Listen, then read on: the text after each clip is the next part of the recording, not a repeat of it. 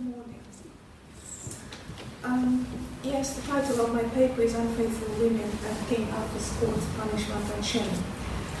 Unfaithful women at King Arthur's Court are subjected to chastity tests involving various punishments for sexual deviance in the French Le Ducour Mortel,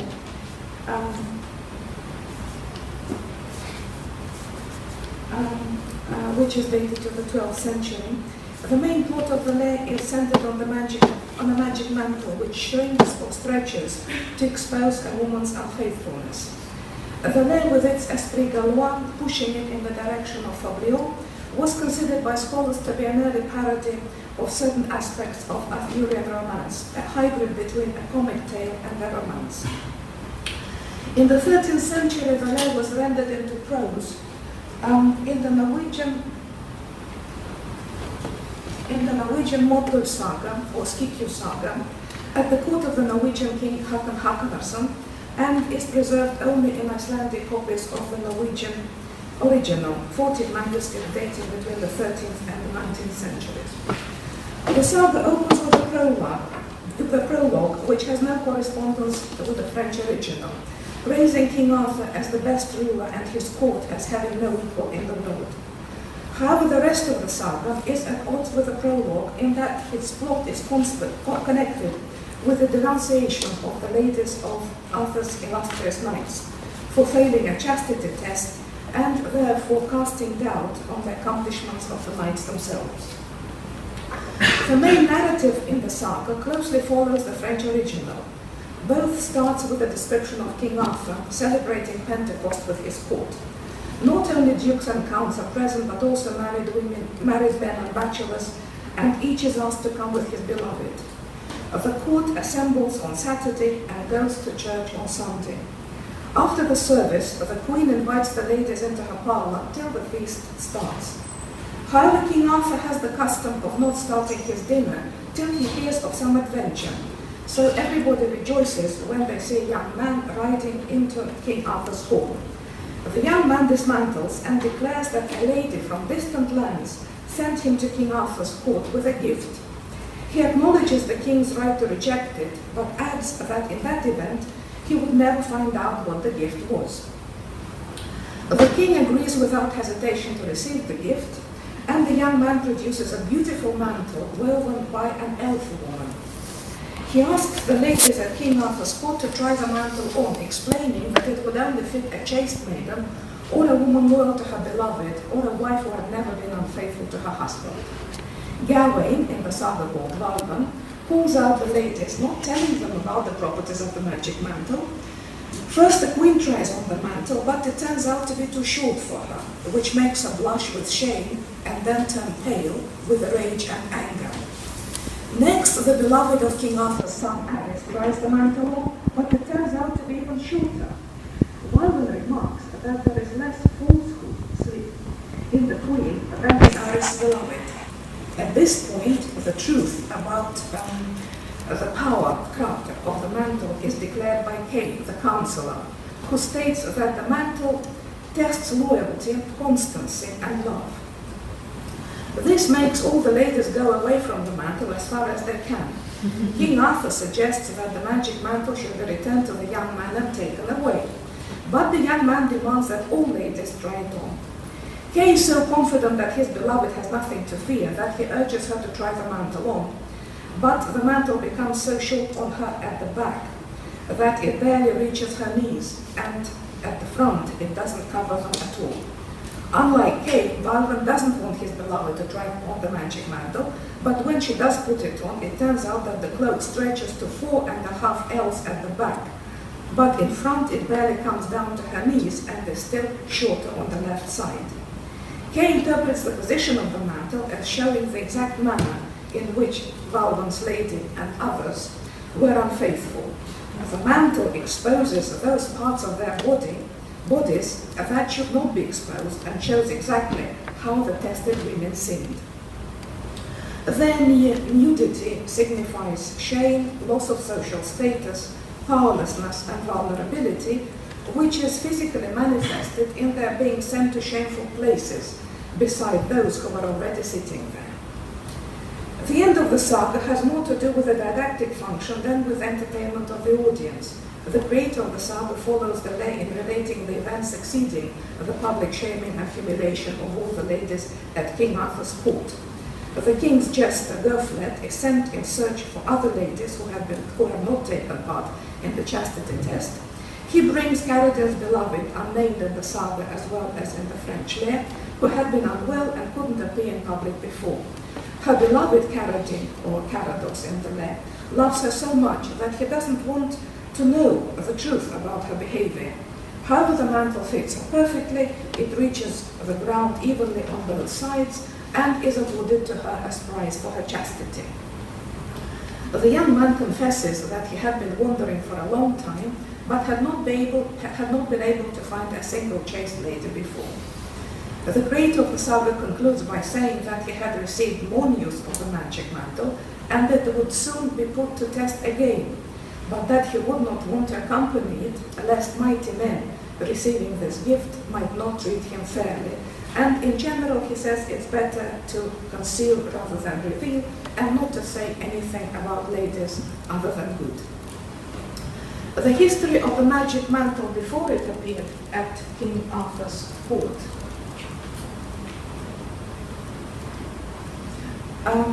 is told in Samson's Saga Fagra, which most probably dates from the 14th century.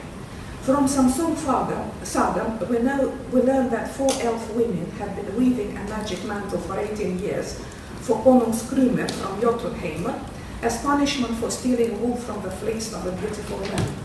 The magic mantle was woven from this wool and was of all colors, or colors it says, the saga. The mantle made by elf women could not be put by unchaste or lazy women who wasted their time in vain. Moreover, it would reveal a thief as it would fall off his shoulders.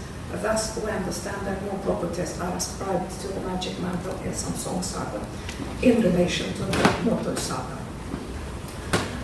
In Samson's saga, the magic qualities of the mantle are tested without much motivation at Samson's own wedding.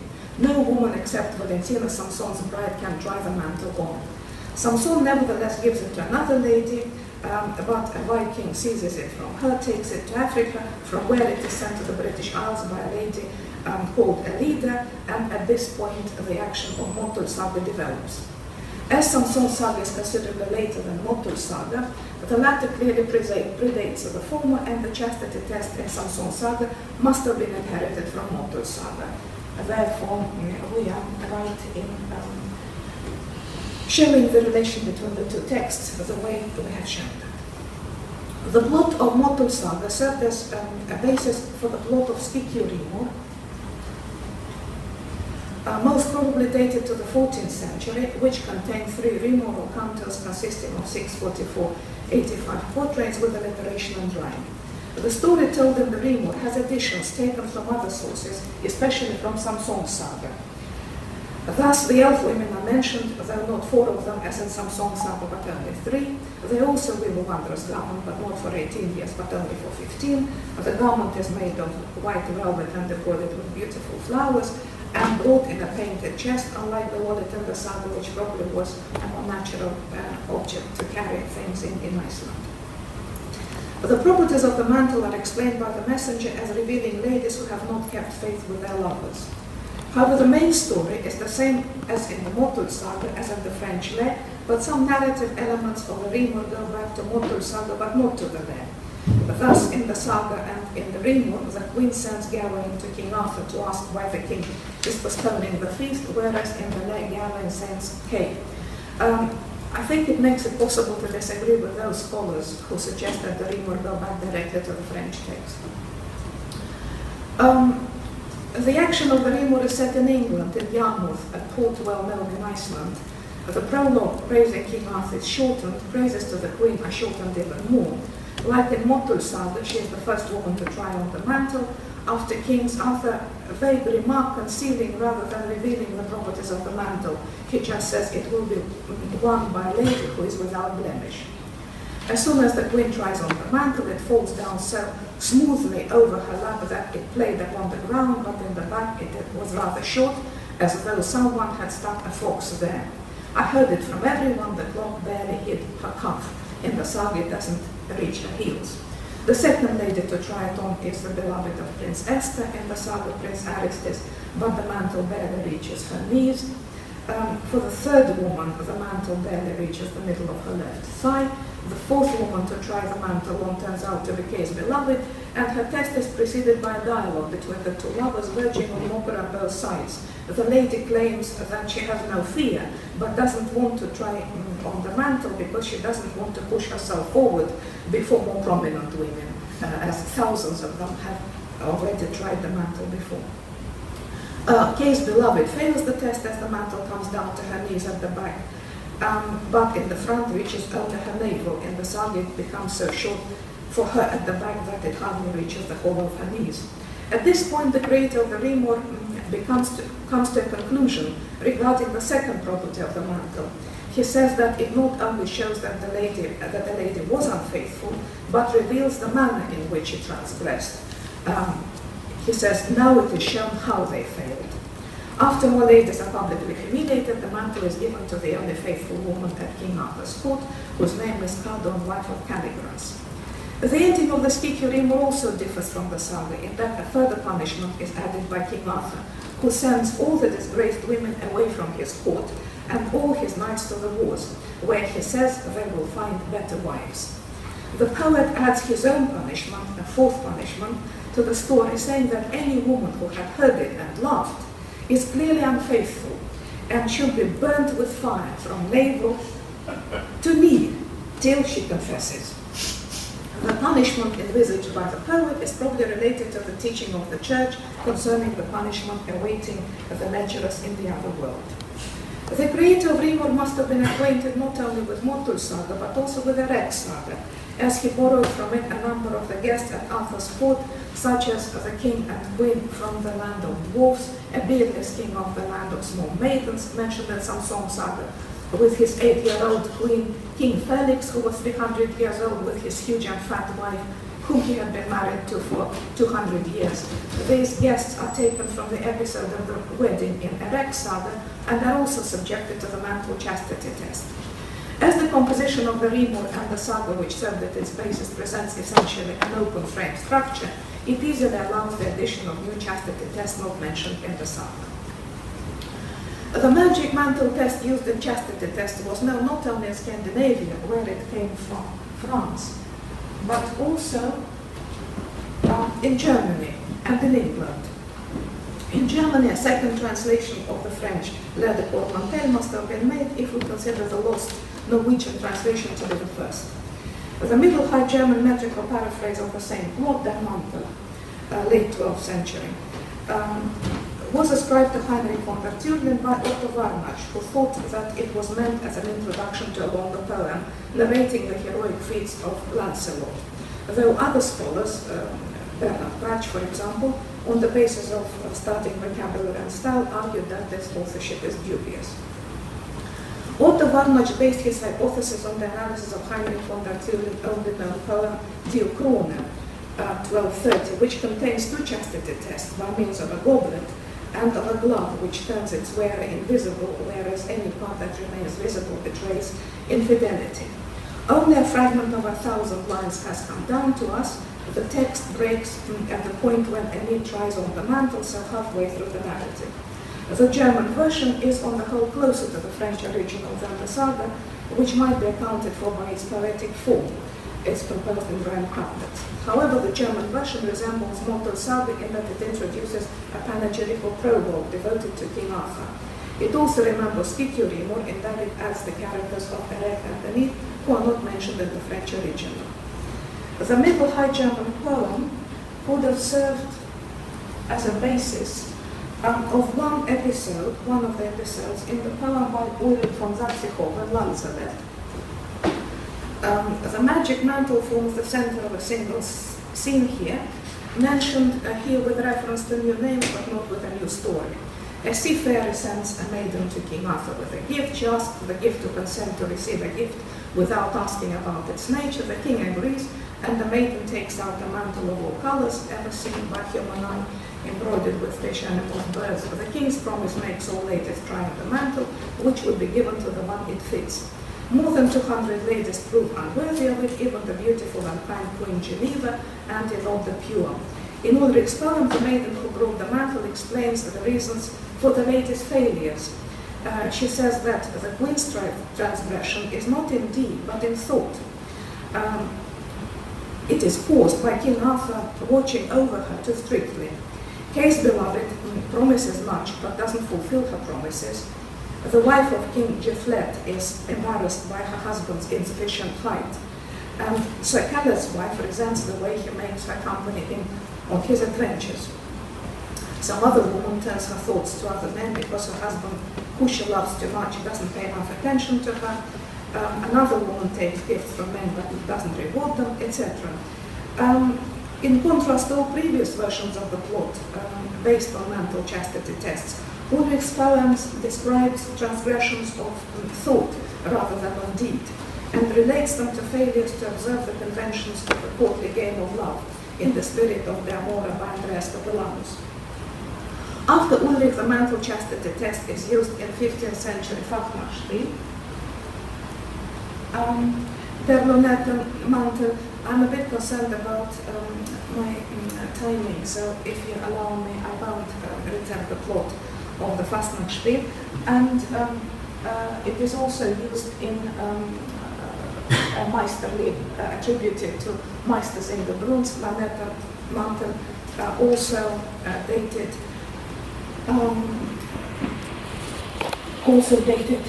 to the 15th century.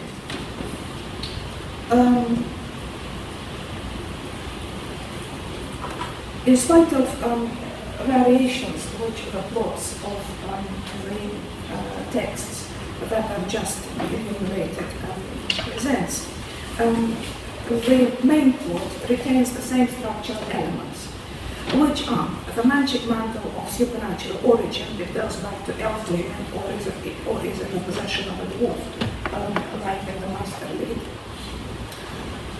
The chastity test imposed on all women at Arthur's court. The way in which the magic mantle exposes the nakedness of a lecherous woman by shortness or length. The triumph of the only one who is chaste and thus gets the mantle. The shame and derision of all others, and the punishments of dishonor and shame on all who are unfaithful. Variations in the punishment for unfaithfulness inflicted by the mantle largely depend on the nature and the chronology of the texts.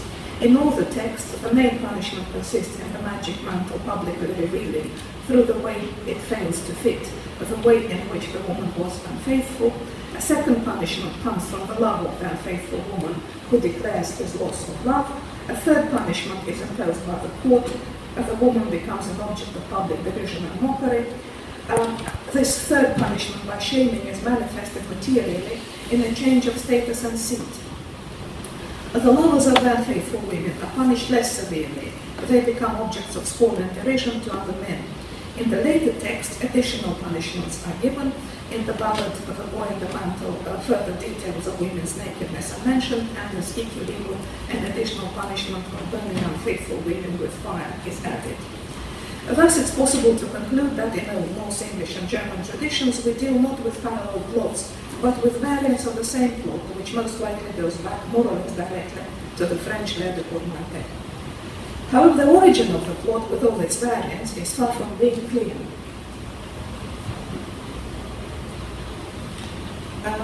According to the Welsh folklore tradition, I'll comment upon what appears in an English.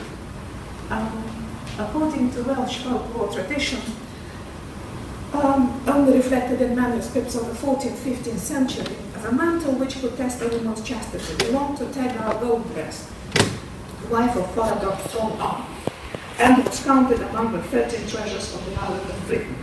Tegar also possessed a horn, which made her have the same properties as the mantle. Tegar's mantle could not be put on by an unchaste girl or woman, and on the one who was faithful to her husband, it would reach to the ground. But to the one who destroyed her marriage, it would only reach to her lap. Though some scholars, Roger Loomis and before him Otto Warnach, thought that the plot of the mantle chastity test went back to the Welsh folklore tradition, it is unclear whether the mention of the magic mantle in Welsh sources predates the composition of the French lair de Cormantel, elaborating and expanding the plot, or follows it. As was pointed out by some scholars, for example Rachel Bromwich, references to Tagau in the Welsh triads imply a widespread knowledge of the mantle in Wales in the 15th and 6th century. Therefore, it's possible that the Welsh sources are later. A Gaelic-Irish ballad of Fionn Cycle is also dated. It is dated to the 15th century. It relates the tale of 6 men and 6 women getting drunk, women boasting of their chastity, after which a maiden appears with a seamless white robe. All ladies fail the test. One is killed by her angry husband, others survive though, but the ballad ends with Finn cursing the person who brought the robe as well as all men. Scholars agree that the ballad is an assimilation of Arthurian sources and is later than those. There is evidence that chastity test plot was known in Byzantine folklore and is included in the collection of historical and monumental works of the Byzantine imperial capital of Constantinople, called the Patria Constantinopolis, which is also referred to by the Latin name Scriptores Originum Constantinopolitarum, writers on the origin of Constantinople.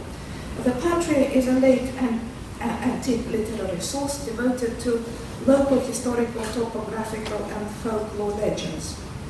The collection was probably first compiled around about 995 in the reign of Basil II, then was revised and expanded in the reign of Alexius Omnium. In the first part of the collection, which probably goes back to the 6th century pagan writer Hesychius of Miletus, a story is told, going back to the times of Constantine the Great, about a column adorned by a statue of Aphrodite, which was situated near a brothel. The statue could test the chastity of any woman, rich or poor, married or single. Chaste women could pass by unharmed, but those who had not kept their virginity or been unfaithful had to suffer public derision from the statue. Their mantle or cloak, himatia, was lifted and exposed parts of the body not meant for public eyes. The verb meaning to lift appears in 2 versions of the text in different grammatical forms. In the first version, the medial passive form of the verb is used, with the noun denoting cloak functioning as the subject of the sentence. Her cloak lifted, secunto, through a sudden incursion, and she showed her private parts. In the second version, the subject of the sentence is the woman, and the verb is used in the active voice. All at once, a supernatural incursion made them dizzy and lifting, arousai, a present feminine plural participle, their garments. Thus, the stress in 2 versions is different. In the first, it is on the supernatural power lifting the garment. In the second, the woman possessed by this power lifts the garment herself. The statue was destroyed by orders of sister-in-law, the Byzantine Emperor Justin. Probably the hint is that she passed by the statue and suffered public shame and was afraid of the revelations. Most modern scholars, such as René Graham and Marian Kalinke, believe that the mantle chastity test has a Byzantine rather than the Welsh source, and attempt to demonstrate that Loomis and Warnach were mistaken when they thought the mantle test was Celtic origin. I would like to suggest another source.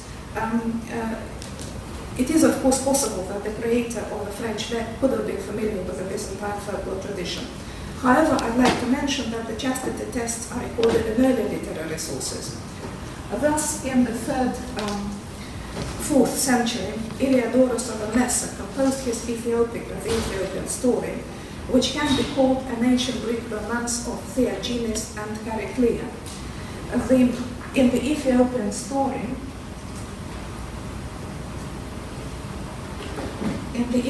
story, a remarkable test of chastity by fire is described. Chariclear's father, called Hydaspes, not knowing that he is dealing with his own daughter, who happens to be among his prisoners, gives orders to test the prisoner's chastity with the help of sacred fire. Hydaspes commanded the sacred fire to be brought. The fire that possessed power to burn every unchaste person and those that were forsworn, but such as had lived purely might tread upon them and have no harm. Then Chariclear put upon her a holy garment that she had brought from Delphi, which she always carried in a little farther about her, wrought with gold and bright gleaming spangles. Then casting her hair abroad, like one taken with divine fury, she ran and leapt into the fire, and stood there a great while unharmed, her beauty shining the more so that every man marveled at her, and by reason of her dress, thought her more like a goddess than a mortal woman. Thereat was every man amazed, and marveled so, but nothing they said plainly, and above all things they wondered that she, being more beautiful than any mortal woman, and in her best use, had not lost her virginity. It is worth noting that the heroine puts on a holy garment before the chastity test. The description of the wondrous garment is included into the text. It is wrought with gold and bright gleaming spangles. The heroine carries it with her in a little farther. In Montaut saga, the mantle is carried in a small bag or wallet, puss. In the German tradition, it's taken out of a bag, which is hardly a span wide. In English, in the English ballad, the boy in the mantle is enclosed between two nutshells.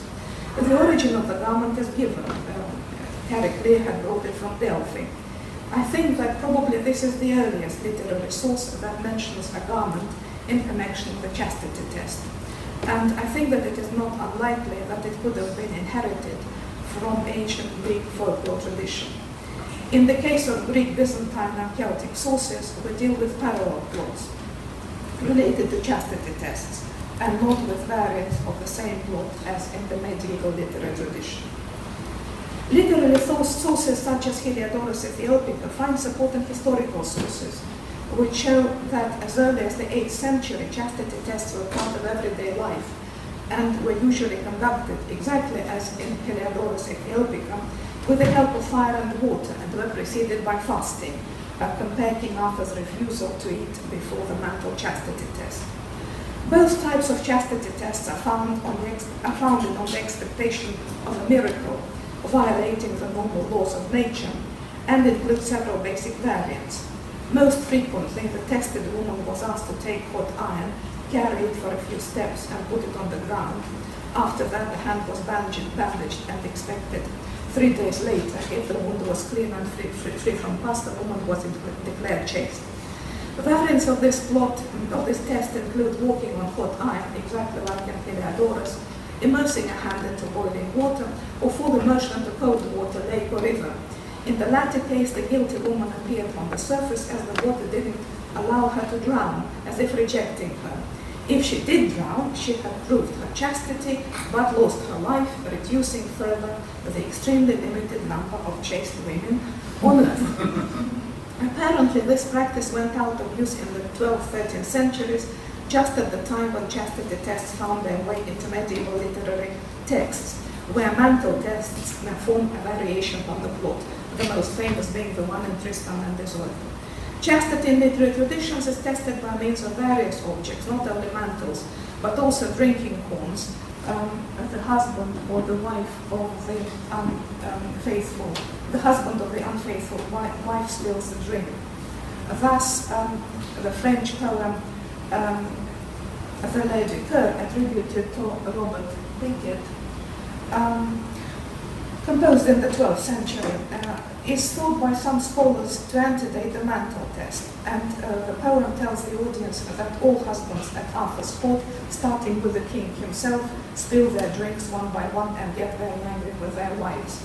In the English ballad The Boy in the Mantle test is followed by 2 other tests. Each knight is asked to carve a wild boar's head with his own knife and drink from a magic horn. I won't dwell on objects used in chastity tests. They vary greatly in medieval romances, ballads, fables, and fabliaux. I will just pass on to conclusion because I think I have already spoken for longer than I was expecting. It can be suggested that the variants of the mental chastity test plot, so popular in medieval literary texts, go back to Greek, Celtic, Byzantine parallel folklore plots, which could have existed in the oral tradition long before the creation of literary texts such as the French Lettre. An oral story appearing in high social surrounding would have found a new temporal and local existence and was spread by particular social, courtly, chivalric circles, forming connections with certain legendary or even historical figures.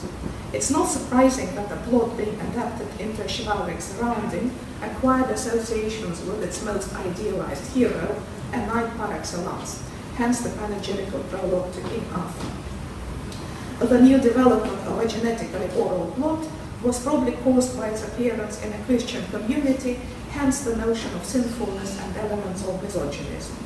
It's possible, though, that the plot, including chastity tests, could have first appeared in pre-Christian Italy. Thank you very much for your attention.